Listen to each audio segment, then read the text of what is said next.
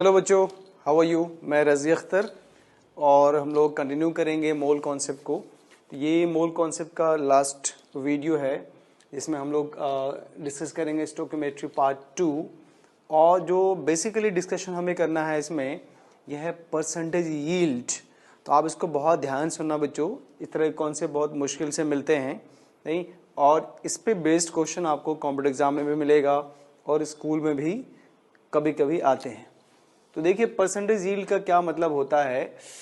जैसे सपोज करो आप कोई रिएक्शन कराते हो, तो आप पहले उस रिएक्शन का इक्वेशन लिखते हो। जैसे सपोज C+O2 गिव्स CO2। तो जब आप इसको बैलेंस कर लोगे तो आपको पता चल जाएगा कि कितना अमाउंट हम क्लोरीन और कितना अमाउंट ऑक्सीजन लेंगे और इसके करॉस्पॉन्डिंग कितना CO2 बनेगा। जैसे सपोज करिए 12 ग्राम आपने 12 ग्राम कार्बन लिया और 32 ग्राम ऑक्सीजन लिया और दोनों को मिला दिया। उस इक्वेशन के अकॉर्डिंग आपको 44 ग्राम CO2 मिलना चाहिए। ठीक है, अब एक्चुअली में आप डिटेक्ट करोगे, रिएक्शन कराने के बाद चेक करोगे कि CO2 बना कितना। तो अब आपने उसको वे किया तो मान लो 44 मिल गया। तो इसका मतलब यह है कि आपका परसेंटेज 100% है। जितना मिलना चाहिए था और उतना ही मिला तो वो 100% है। अब जब सपोज करो नहीं, उतना नहीं मिला, आपको 22 ग्राम मिल गया, तो मिलना चाहिए था कितना 44 ग्राम, मिला कितना 22 ग्राम। जो 22 ग्राम है ये आपका एक्सपेरिमेंटल है, जिसको आप एक्चुअल यील्ड कहोगे। और जो मिलने वाला था आपको, जो आप इक्वेशन के अकॉर्डिंग प्रेडिक्ट कर रहे थे कितना हमें मिलेगा, दैट वाज थ्योरेटिकल यील्ड। तो एक्चुअल यील्ड को थ्योरेटिकल यील्ड से डिवाइड कर दिया और इनटू 100 तो आपको मिल जाएगा परसेंटेज यील्ड। समझ में आया कि नहीं आया? तो जरा एक बार देख लीजिए बच्चों कि परसेंटेज यील्ड हम लोग कैसे फाइंड करते हैं। बहुत ही इंपॉर्टेंट कॉन्सेप्ट है और सिंपल है। ठीक है, तो परसेंटेज यील्ड का मतलब होता है, देखिए, actual yield upon theoretical yield into 100। Again actual yield क्या, जो आप एक्सपेरिमेंट परफॉर्म करोगे और एक्सपेरिमेंट के थ्रू जब आप निकालोगे वो एक्चुअल यील्ड होगा। और इक्वेशन से, बैलेंस इक्वेशन से जो निकालोगे वो आपका थ्योरेटिकल यील्ड होगा। दोनों का रेशियो निकाल के 100 से मल्टीप्लाई कर दीजिए तो आपको मिल जाएगा बच्चों what, percentage yield. As for example 12 gram आपने क्या लिया कार्बन, इसका रिएक्शन कराया 32 ग्राम्स ऑफ ऑक्सीजन से। कहा गया कि 12 gram of carbon reacts with 32 gram of oxygen produces 22 gram of CO2 only. तो calculate percentage yield of CO2। तो आप बताइए कि परसेंटेज यील्ड ऑफ CO2 क्या होगा। तो देखो बच्चों, पहले तो आप इस इक्वेशन को बैलेंस करिए। C+O2 gives CO2। 12 ग्राम के लिए आपने 32 ग्राम लिया तो 44 ग्राम आपको मिलना चाहिए था according to this balance equation. आपको 44 ग्राम का मतलब 1 मोल CO2 मिलना चाहिए था, ये थ्योरेटिकल कहता है, थ्योरी कहता है। लेकिन आपको मिला कितना 22 ग्राम। तो 22 अपॉन 44 इंटू 100, दैट मीन्स कि आपको 50% यील्ड मिला रिएक्शन कराने पे। क्योंकि कोई भी चीज 100% तो पॉसिबल नहीं है। जब आपने रिएक्शन कराया या इंडस्ट्री में प्रोडक्शन किया तो आपने जो रॉ मटेरियल यूज किया था उसका 50% ही आपको प्रोडक्ट में मिला। समझ में आया कि नहीं भाई? तो आप इसे कहते हो परसेंटेज यील्ड। तो इसमें बहुत सारे क्वेश्चंस डिस्कस करेंगे, इससे क्लियर होगा आपका कॉन्सेप्ट। अब आइए फिर से एक क्वेश्चन आपके पास है कि A+B गिव्स AB। एक हाइपोथेटिकल इक्वेशन हमने लिखा बच्चों, A+B गिव्स AB। अब initially 1 mole of each A and B, initially आपने क्या किया, 1 mole each of A and B are taken and 0.75 mole of AB is obtained. तो calculate percentage yield of AB। तो देखो बच्चों, ये इक्वेशन क्या कहता है आपको, अगर आप ये 1 मोल लेंगे, ये भी 1 मोल लेंगे, तो जो बनेगा वो भी 1 मोल बनेगा। तो ये हो गया आपका TY। TY का मतलब थ्योरेटिकल यील्ड। ठीक है, और एक्चुअल यील्ड कितना मिला आपको 0.75। तो परसेंटेज यील्ड कैसे निकालोगे, 0.75 अपॉन 1 इंटू 100। पॉइंट हटाइए, 0 0 कैंसिल, आपको मिला 75%। इसका मतलब 75% आपको परसेंटेज यील्ड मिलेगा इन दिस क्वेश्चन। तो आई होप आप लोगों को परसेंटेज यील्ड पे बेस्ड क्वेश्चन समझ में आ रहा होगा। तो अब देखते हैं बच्चे, जैसे हमारे पास नेक्स्ट क्वेश्चन है very important, what is the mass of P4O10? What is the mass of P4O10 was obtained when 1-2 ग्राम, देखिए ध्यान से, 1-4 ग्राम ऑफ व्हाइट फास्फोरस जिसको P4 कहते हो reacts with 1.92 gram of O2। ठीक है, तो अगर आप P4O10 लेते हो, देखिए अगर आप क्या करते हैं P4O10 बनाते हो, ठीक है, और इसके लिए आप क्या लेते हो, व्हाइट फास्फोरस एंड ऑक्सीजन दोनों को मिलाते हो, आपको मिलता क्या है, P4O10 मिलता है बच्चों। कहा गया कि what is the mass of P4O10 was obtain when इतना ग्राम, मतलब P4 आप लेंगे 1.24 ग्राम एंड ऑक्सीजन लेंगे 1.92 ग्राम, तो ये कितना मिलेगा। ये तो बेसिक सिंपल क्वेश्चन हो गया। तो आप देखो ध्यान से, P4 आपने क्या लिया है 1 मोल, थ्योरी कह रहा है, और ऑक्सीजन कितना 5 मोल, P4 कितना मिलेगा आपको 1 मोल। अब चेक करते हैं, इसका मोल फाइंड करते हैं, गिवन वेट है 1.24 अपॉन मोलर मास, तो मोलर मास इसका 124 होता है, सॉल्व करेंगे 0.01 मोल मिलेगा बच्चों, P4 का आ गया। और मोल्स ऑफ O2 फाइंड करेंगे तो 1.92 अपॉन 32, सॉल्व किया तो 0.06 आया। अब इन दोनों के मोल्स गिवन है, तो मैंने आपको बताया था प्रीवियस क्लासेस में बच्चों कि अगर दोनों के मोल्स गिवन हो, इसका मतलब यहाँ पे ये मैटर ऑफ लिमिटिंग रिएजेंट है। इसका मतलब आपको पहले ये पता करना होगा कि इन दोनों में कौन लिमिटिंग रिएजेंट है, दैट विल डिसाइड कि आपका प्रोडक्ट कितना बनेगा। ठीक है, तो आप देखिए 1 मोल के लिए 5 चाहिए, तो 0.01 के लिए 0.05 चाहिए था, लेकिन ये ज्यादा है, तो जितना चाहिए था, जितने की जरूरत थी उससे ज्यादा है, दैट मीन्स कि ये एक्सेस रिएजेंट है और ये आपका लिमिटिंग रिएजेंट है।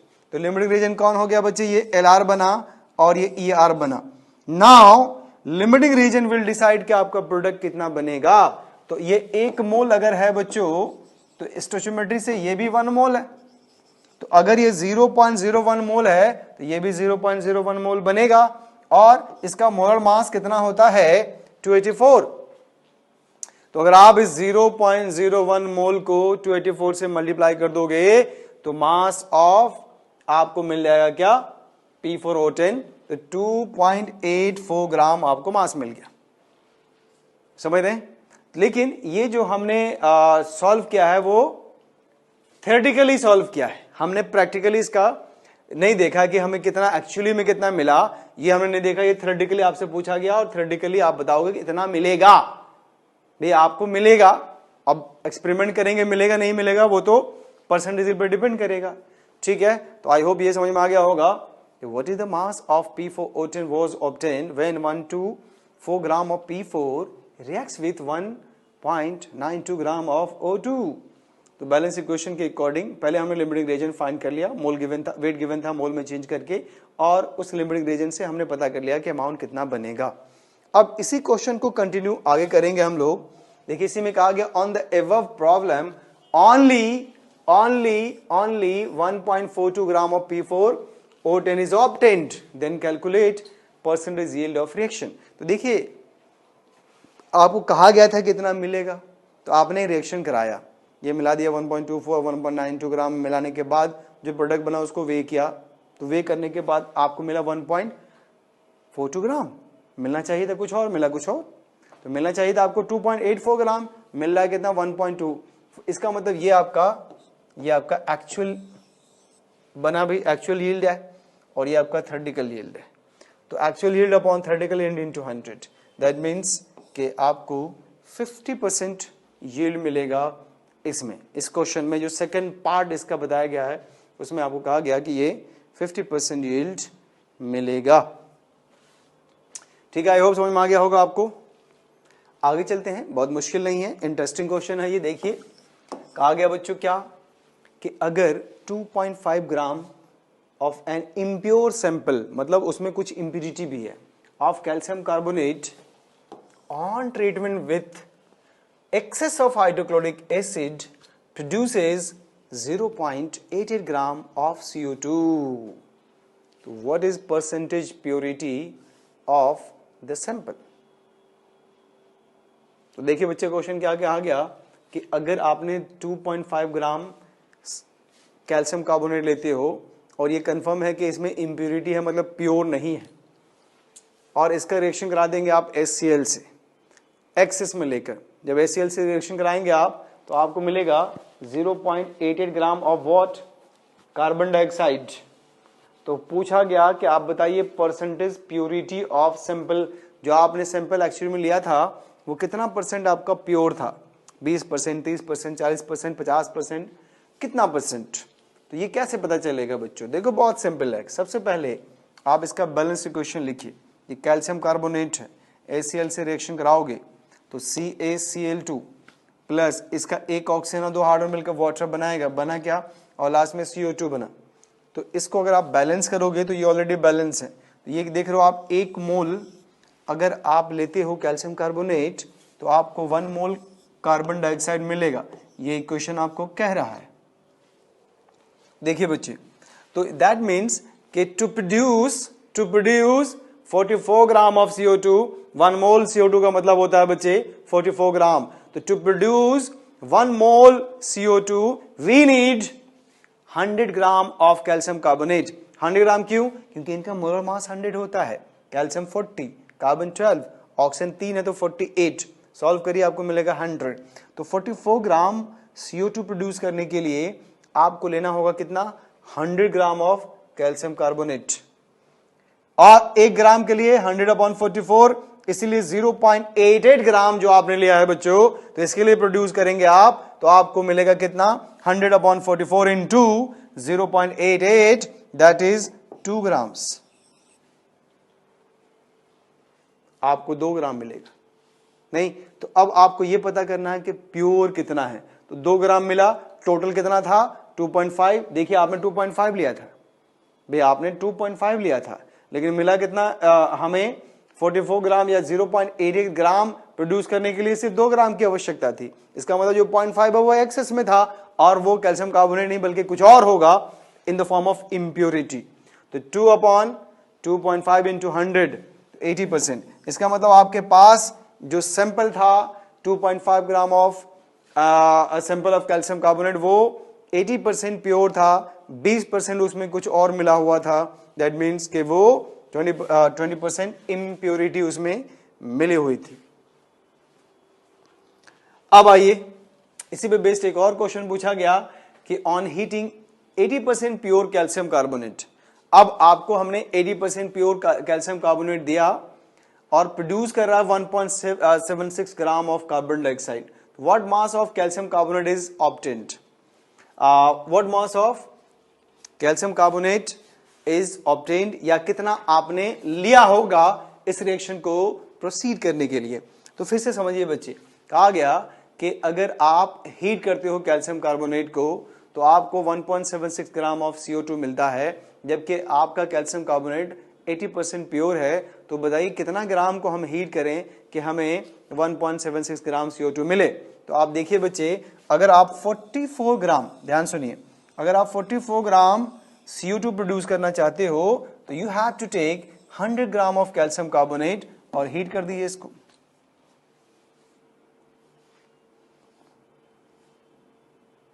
ठीक है, तो 1 ग्राम के लिए कितना, 100/44, इसीलिए 1.76 ग्राम प्रोड्यूस करने के लिए आपको कितना चाहिए?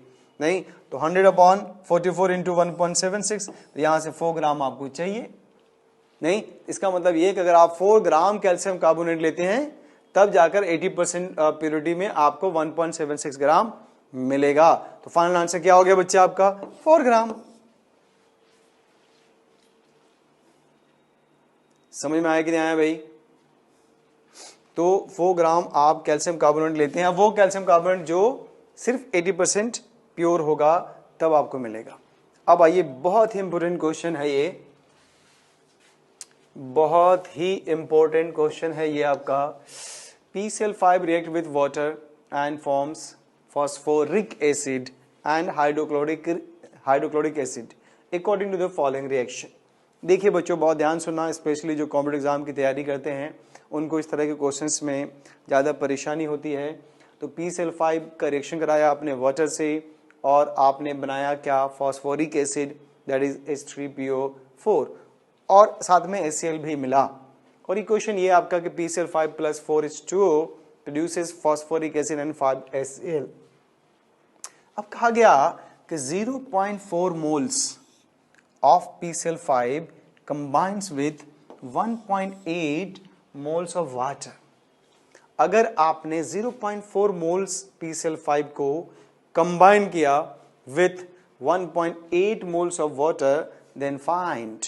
तो आप बताइए कि लिमिटिंग रिएजेंट क्या होगा, mass of HCl and H3PO4 क्या प्रोड्यूस होगा, और अगर मास ऑफ HCl ऑब्टेन्ड कितना है 65.7 ग्राम, देन फाइंड परसेंटेज यील्ड। तो अल्टीमेटली इसमें भी हमें परसेंटेज यील्ड के बारे में जानना है भाई। तो फिर से एक बार देख लो बच्चों, बहुत ही प्यारा क्वेश्चन है। PCl5 का रिएक्शन कराया आपने वाटर से, फास्फोरिक एसिड और HCl बना, बैलेंस इक्वेशन आपको दिया जाएगा, घबराने की बात नहीं है। तो PCl5 + 4H2O produces phosphoric acid and HCl, HCl 5 मोल बनेगा। अब कहा कि 0.4 मोल आप क्या लो PCl5 और 1.8 मोल क्या लो वाटर, और रिएक्शन करा दो। रिएक्शन कराने के बाद क्या क्या मिलेगा आपको, फॉस्फोरिक एसिड एंड HCl। तो पहले तो ये बताइए कि इसमें लिमिटिंग रिएजेंट कौन है, फिर ये बताइए कि HCl कितना बनेगा और फॉस्फोरिक एसिड कितना बनेगा, मास बताना है। और ये भी कहा कि अगर हमने एक्चुअली में फाइंड किया तो हमें 65.7 ग्राम मिला HCl, तो आप इनका परसेंटेज यील्ड बताइए। तो देखो बच्चों, इस क्वेश्चन को सॉल्व करने के लिए सबसे पहले आपको पता करना होगा क्या, कि लिमिटिंग रिएजेंट कौन सा है। तो इन दोनों में लिमिटिंग रिएजेंट ढूंढने के बाद वो डिसाइड करेगा, क्योंकि वहां से आपको मोल मिल जाएगा और इनके मास से हम कन्वर्ट कर लेंगे उनको किस में, अमाउंट में। देखिए सॉल्यूशन ये है कि 1 मोल नीड 4 मोल्स ऑफ वाटर, तो 0.4 है और ये 1.8 है। तो अब आप देखिए हमें पता करना है क्या, ये कौन लिमिटिंग रिएजेंट है। तो एक शॉर्ट ट्रिक बताया था मैंने आपको, mole minus stoichiometry minus x, तो 0.4 minus x equal to 0, x की वैल्यू 0.40 आ गई। यहाँ देखिए 1.8 minus 4x equal to 0, 4x equal to 1.8, और x की वैल्यू सॉल्व करेंगे तो 0.45 आएगा। तो मैंने आपको कहा था कि 2x फाइंड करना है बच्चों, और उसमें जो कम होगा वो आपका लिमिटिंग रिएजेंट होगा। तो देखिए ये आपके पास है 0.40, ये क्या बना, लिमिटिंग रिएजेंट, और ये क्या है 1.8/4, तो 0.45, ये क्या बना आपका एक्सेस रिएजेंट। ठीक है, तो अब आपको पता चल गया कि ये आपका लिमिटिंग रिएजेंट है। तो ये जो बनेगा आपका क्या बनेगा बच्चे, x, और ये जो बनेगा 5x बताया था मैंने आपको। तो mass of HCl produced,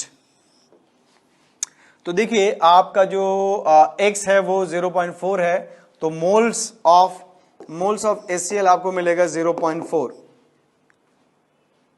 sorry moles of HCl मिलेगा 0.4 इंटू 5, क्योंकि देखिए 5x है, तो ये आ गया बच्चे 2 मोल्स।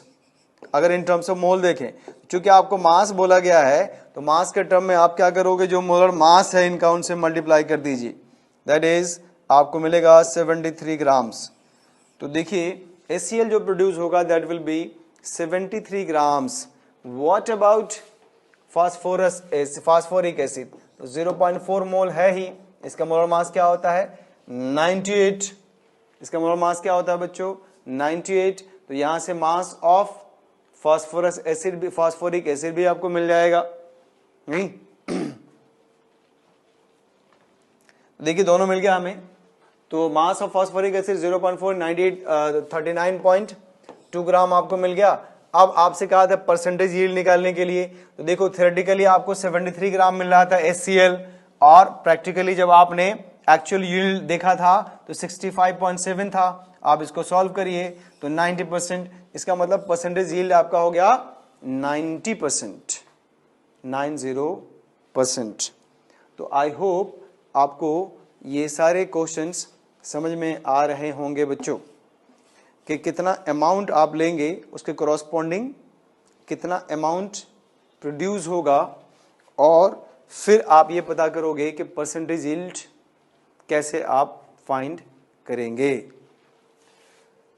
तो चलिए एक और क्वेश्चन देख लेते हैं परसेंटेज यील्ड पे। Calculate mass of KClO3